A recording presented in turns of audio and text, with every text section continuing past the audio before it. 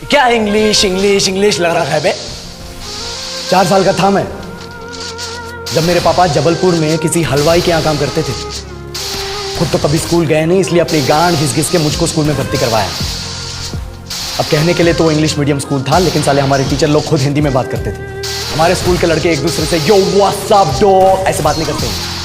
क्या भौंक रहा है तेरा लंडा आजकल है? ऐसे गले मिलते। किसी तरह रट्टा मार मार के 10th तक पहुंचे तो पता चला कि जिंदगी में सफल होने के लिए एक ही तरीका है और वो है इंजीनियरिंग।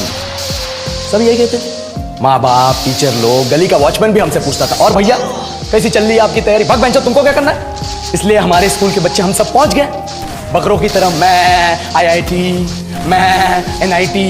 अरे जिस बच्चे ने अपने बाप को जलेबी तलते देखा है वो तो यही सोचेगा ना कि जिंदगी में पैसा ही सब कुछ है। I did not choose this engineering life, sir, and neither did this engineering life choose me. It was shoved down my throat by my teachers while my hands were tied to my back by my friends and my parents watched in silence. और English सुनेगा तो मादरचोद तो सुन।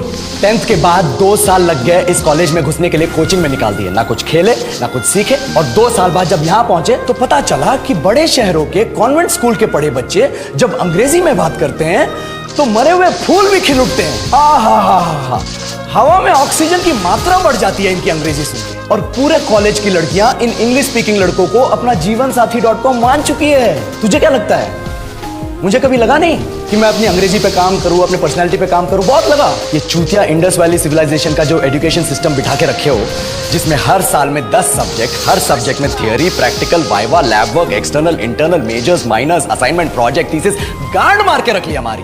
महीनों तक नहाना भूल जाते हम लोग और फिर हमारा परसेप्शन बना देते हो कि हम ऐसे ही रहना चाहते हैं। अब इस साल में एक बार कल्चरल फेस्टिवल आता है, एक बार, उसके लिए भी प्रोफेसर से भीख मांगनी पड़ती है। अरे बिना इंग्लिश बोले, बिना लड़कियों से बात किए कौन गांडू रहना चाहता है वैसे?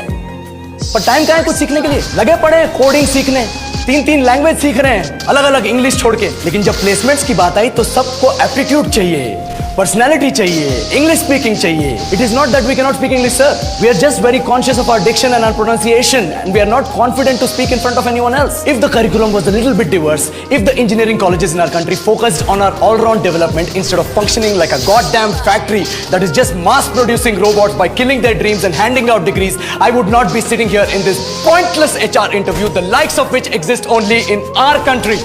येलो सर, बोल दिया मैंने 4 और लाइन अंग्रेजी में।